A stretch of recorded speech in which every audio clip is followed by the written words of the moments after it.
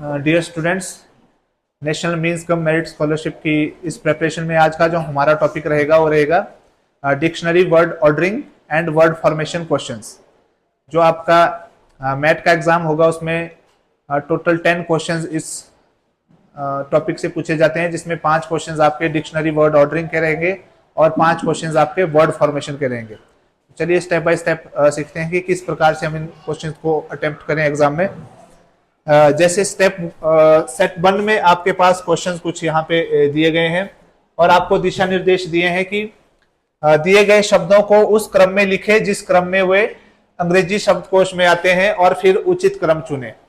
ठीक है, कि जो आपकी डिक्शनरी रहती है इंग्लिश डिक्शनरी, उसमें ये वर्ड्स जो है किस ऑर्डर में आएंगे और वो ऑर्डर फिर आपने यहां से चेक करना है कि जो 4 ऑप्शंस आपके पास दिए हैं इनमें कौन सा ऑर्डर वो करेक्ट है।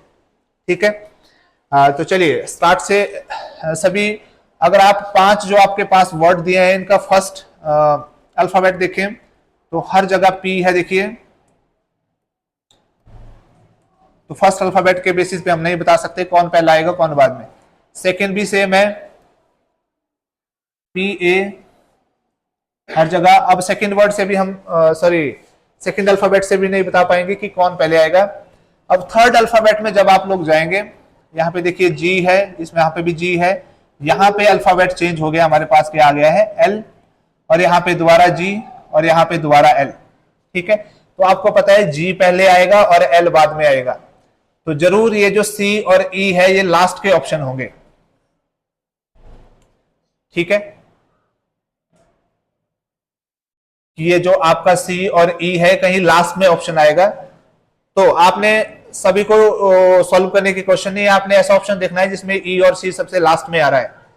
तो देखिए, अगर अब दोबारा से हम चेक करें कि सी और ई में पहले कौन आएगा। अब देखिए एल के बाद यहाँ पे आई है और यहाँ पे एल के बाद क्या है ए, तो डिक्शनरी में जो आपका P A L A T है, ए वाला जो आपका शब्द है पहले आएगा और आई वाला कहाँ आएगा, बाद में आएगा। तो बोलने का मतलब है कि ई पहले आएगा और सी कहाँ आएगा, बाद में आएगा। तो यहाँ पे जब हमने ऑप्शन चेक किए तो एकमात्र ऑप्शन नंबर 4 ऐसा है जहां पे ई पहला आ रहा है और सी बाद में आ रहा है, क्योंकि ये दोनों वर्ड कहाँ आएंगे हमारे पास सबसे लास्ट में। ठीक है, अब नेक्स्ट आपके पास क्वेश्चन नंबर 27।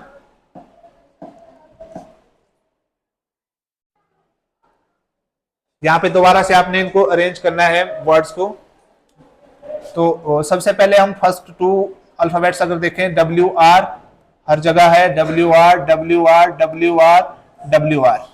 ठीक है, अब नेक्स्ट अगर हम देखें थर्ड जो आपका अल्फाबेट है, यहाँ पे आई है, यहाँ पे भी आई है, यहाँ पे भी आई है, यहाँ पे देखिए अगर आप ई है और यहाँ पे क्या है ए, तो सबसे पहला जो आपका शब्द आएगा वो आएगा wrath, W R A T H, क्योंकि थर्ड अल्फाबेट में इस ई जो आपका शब्द है इसमें थर्ड अल्फाबेट जो है ए है जो पहले आएगा, तो सबसे पहला आ जाएगा आपके पास रैथ। अब इसके बाद कौन सा आएगा आपके पास, ये W R E T C H, तो उसके बाद कौन सा आएगा, ई के बाद डी। तो अगर आप ऑप्शन देखें ई और डी का, तो हमारे पास 2 ऑप्शन यहाँ पे है, 3 और 2। तो अभी तक हम कंफर्म नहीं है कि ये ऑप्शन नंबर 2 करेक्ट है, ऑप्शन नंबर 3 करेक्ट है। अब हमने क्या करना है, जो बाकी 3 शब्द बच गए हैं इनको देखना है। ठीक है, अगर आप देखें डब्ल्यू आर आई यहाँ पे भी है, डब्ल्यू आर आई यहाँ पे भी है, डब्ल्यू आर आई यहाँ पे भी है। ठीक है, तो अब हम नेक्स्ट जब अल्फाबेट हम लोग देखें, यहाँ पे क्या है आपके पास एन है, ठीक है, यहाँ पे जी है और यहाँ पे क्या है आपके पास टी है। तो जी पहले आएगा उसके बाद एन, मतलब ई डी के बाद बी आएगा, तो ई डी के बाद बी यहाँ पे भी है, ई डी के बाद बी यहाँ पे भी है।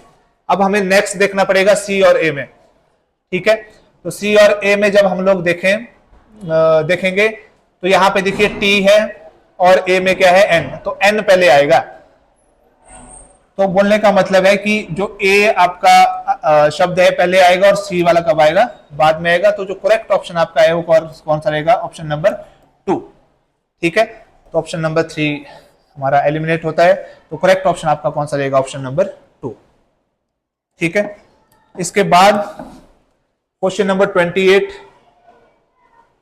दोबारा से आप पहले दो अल्फाबेट्स देख लें, यहाँ पे आर ई है, यहाँ पे भी R E R E R E R E, तो अभी तो हम नहीं बता सकते।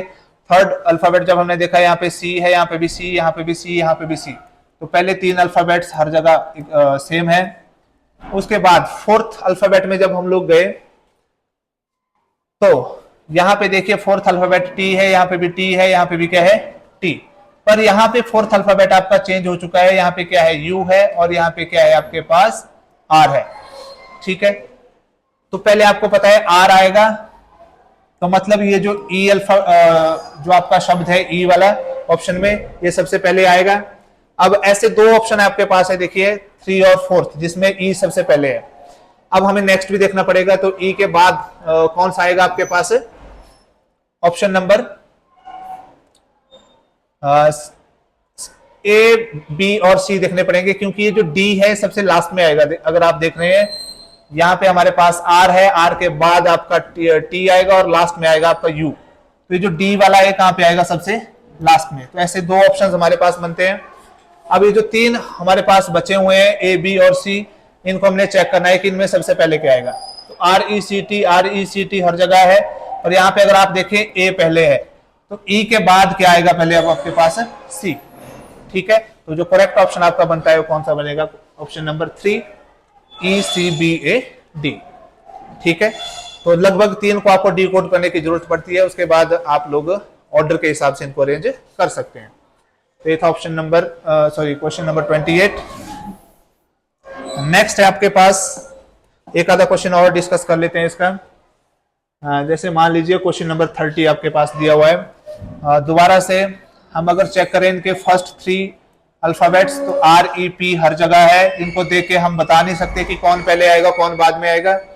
उसके बाद फोर्थ देखते हैं, यहाँ पे अगर आप देखें ओ है, यहाँ पे क्या है टी है, यहाँ पे क्या है ई है, यहाँ पे क्या है यू है और यहाँ पे क्या है ओ है। तो आपको पता है इन वर्ड्स को जब आप ऑर्डर करेंगे तो आपका ई पहले आएगा, तो सबसे पहला ऑप्शन कौन सा आएगा आपके पास सी। अब सी वाले आपके पास 3 ऑप्शन है, ऑप्शन नंबर 1, 2 और 3। ठीक है, अब साथ में हम लोग चेक कर लेते हैं कि सबसे लास्ट में कौन सा आएगा। ठीक है, या सी के सेकंड में हम चेक कर लेते हैं कि सेकंड ऑप्शन में कौन सा आएगा। तो ई के बाद कौन से आएंगे हमारे पास, ओ वाले आएंगे। तो ई और ए में, क्योंकि यहां पे भी ओ है यहां पे भी ओ है।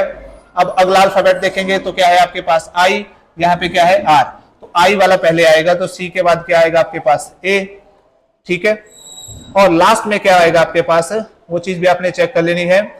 लास्ट में आपके पास आएगा और यू वाला, R E P U T, D option. तो सी ए और लास्ट में क्या आएगा आपके पास डी। तो अगर आप यहाँ पे ऑप्शन चेक करेंगे तो ऑप्शन नंबर 1 क्या रहेगा आपका, करेक्ट रहेगा, क्योंकि यू कहाँ आएगा आपका सबसे लास्ट में। तो करेक्ट ऑप्शन इसका कौन सा रहेगा, ऑप्शन नंबर 1। ठीक है, तो इसी प्रकार से आपने हड़बड़ाहट में ये क्वेश्चन अटेम्प्ट नहीं करने हैं, बढ़िया से इनको डिकोड करें और उसके बाद ही आप इनको अटेम्प्ट करें, क्योंकि मोस्ट प्रोबेबली इन क्वेश्चंस में जो आपकी एरर रेट है वो ज्यादा रहती है। क्यों, क्योंकि हड़बड़ाहट में हम जल्दी जल्दी इनको अटेम्प्ट कर लेते हैं और क्वेश्चन बिल्कुल गलत हो जाता है। ठीक है, अब जैसे एक पार्ट आपका यहाँ पे भी है क्वेश्चन नंबर 28 में, कि यहाँ पे भी आपने चेक करना है कि इंग्लिश डिक्शनरी में कौन सा शब्द पहले आएगा। तो अगर आप देख रहे हैं पीई हर जगह है, पीई पीई पीई, और यहाँ पे अगर आप चेक कर रहे हैं तो यहाँ पे क्या बन गया पीएच। ठीक है, तो बोलने का मतलब है कि ये जो ई वाला अल्फाबेट है तो सबसे लास्ट में आएगा। ई वाला जो शब्द है आपके पास, ये कहाँ आएगा, सबसे लास्ट में आएगा। तो अगर ई सबसे लास्ट में आएगा तो यहाँ पे आपने चेक करना है कि कौन से ऑप्शन ऐसे हैं जिसमें ई सबसे लास्ट में है। तो सिर्फ ऑप्शन नंबर 1 में ई सबसे लास्ट में है, तो इसका करेक्ट ऑप्शन कौन सा हो जाएगा, ऑप्शन नंबर 1। या आपने चेक भी करना है कि इन 4 में पहले कौन आएगा। तो देखिए यहाँ पे फर्स्ट अल्फाबेट ई है, यहाँ पे क्या है एन है, यहाँ पे क्या है टी है और यहाँ पे क्या है डी है, पेडेस्टेरियन।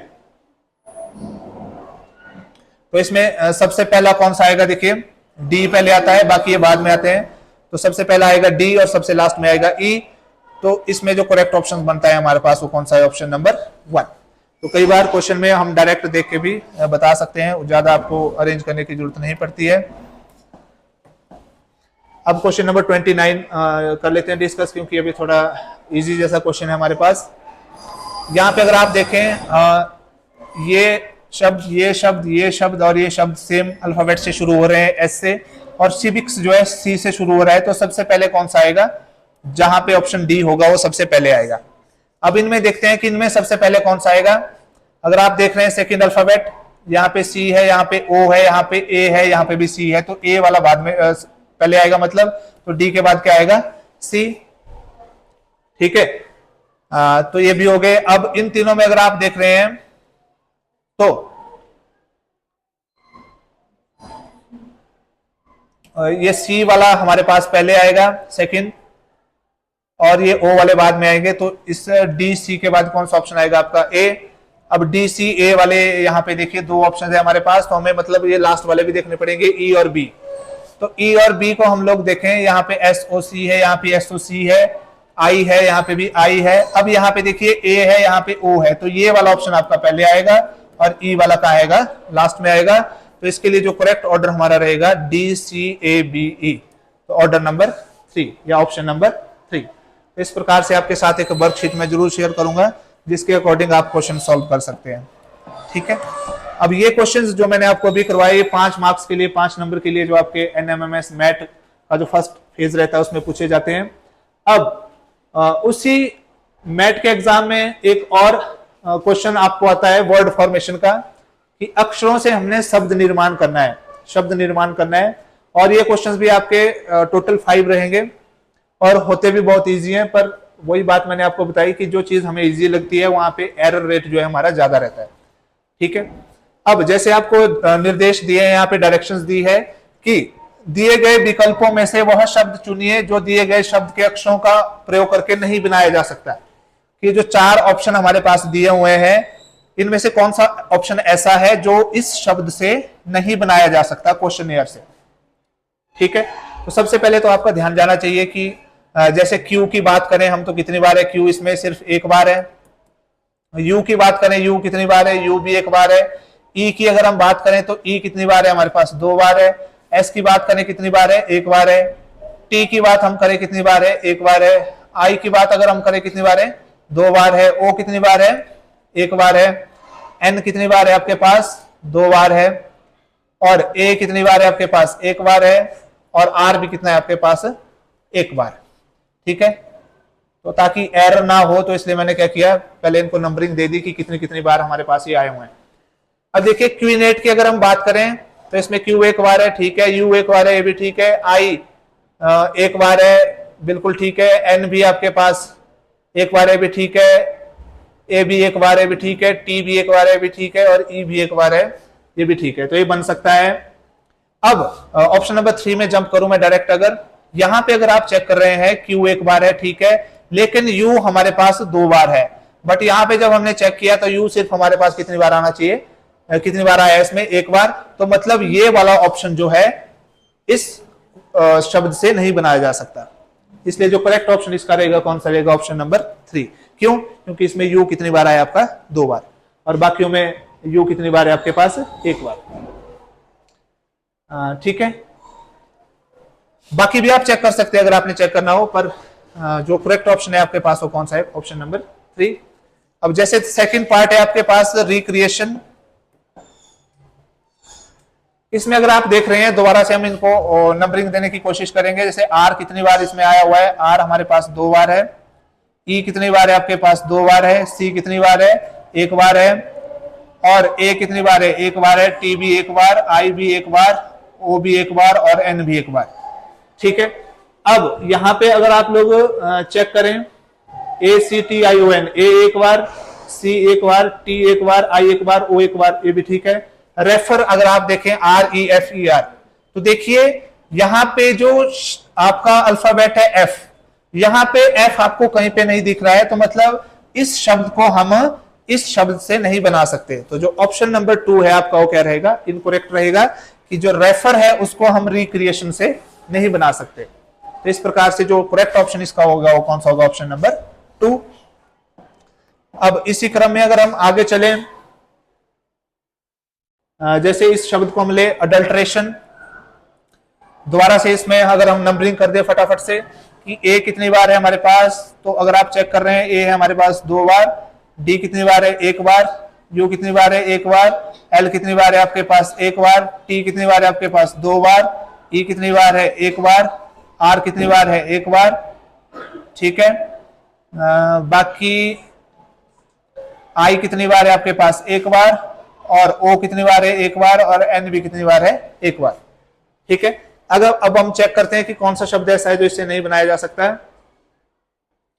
तो देखिए RELATION, आर 1 बार, ई 1 बार, एल 1 बार, ए 1 बार, TION, तो ये तो रिलेशन तो बन सकता है।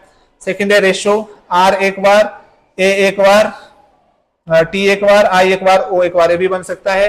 तीसरा है हमारे पास रिटर्न, तो देखिए इस रिटर्न में अगर आप ध्यान से देख रहे हैं तो आर हमने 2 बार देखा हुआ है यहाँ पे, बट एक्चुअल में यहाँ पे आर कितनी बार है, सिर्फ 1 बार। तो ये वाला शब्द जो है हम इसमें नहीं बना सकते, क्योंकि इस शब्द में आर कितनी बार आया आपके पास 2 बार, तो इसलिए इसका करेक्ट ऑप्शन कौन सा हो जाएगा, ऑप्शन नंबर 3। अब लास्ट पार्ट अगर हम इसका डिस्कस करें, सिग्निफिकेंट। सिग्निफिकेंट में दोबारा से अगर हम वर्ड्स को ऑर्डर में डाल दें, एस कितनी बार है आपके पास 1 बार, आई कितनी बार है देखिए 3 बार, जी कितनी बार है 1 बार, एन आपके पास 2 बार, एफ है आपके पास 1 बार, सी 1 बार, ए 1 बार, और टी 1 बार, ठीक है। ये बन गया सिग्निफिकेंट। अब देखते हैं इनसे कौन सा नहीं बनाया जा सकता, जायंट, जी 1 बार, आई 1 बार, ए 1 बार, एन 1 बार, टी 1 बार बन सकता है, ठीक है। सेकंड INSIGNIA, आई आपके पास इसमें कितनी बार आ गया है देखिए 3 बार, बिल्कुल हो सकता है 3 बार। एन आपके पास इसमें 2 बार आ गया है, तो 2 बार हो सकता है एन। एस आपके पास देखिए कितनी बार है 1 बार, ठीक है, ये भी। उसके बाद जी कितनी बार है आपके पास 1 बार, ये भी ठीक है, ए 1 बार, ये भी ठीक है, ठीक है। अब देखते हैं इन्फेंट, INFANT, आई आपके पास 1 बार, ठीक है, एन आपके पास 2 बार, ठीक है, एफ 1 बार, ठीक है, ए 1 बार, ठीक है, टी 1 बार, ठीक है। तो दिखती सी बात है, इसका जो करेक्ट ऑप्शन होगा कौन सा होगा, ऑप्शन नंबर 4। पर हम वेरीफाई भी कर लेते हैं कि कैसे होगा।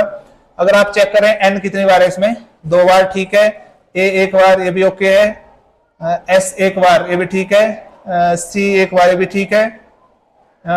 लेकिन इसमें अगर आप चेक कर रहे हैं तो ई आ रहा है देखिए, अल्फाबेट ई, बट यहां पे कहीं भी अल्फाबेट ई आपको नहीं दिख रहा है, इसलिए इस शब्द को हम इस शब्द का यूज करके नहीं बना सकते, ठीक है। तो ये था आज का टॉपिक, जिसमें 10 मार्क्स आपको NMMS मैथ में पूछे जाते हैं। और साथ में हम लोग एक चीज और करेंगे कि इसकी जो वर्कशीट है वो मैं आप लोगों को ग्रुप में शेयर कर दूंगा, तो आप लोगों ने जो वर्कशीट है उसको सॉल्व करना है, और जो सॉल्व वर्कशीट है उसको आप अपने ग्रुप में शेयर जरूर करें। तो आज के लिए इतना ही काफी है, धन्यवाद।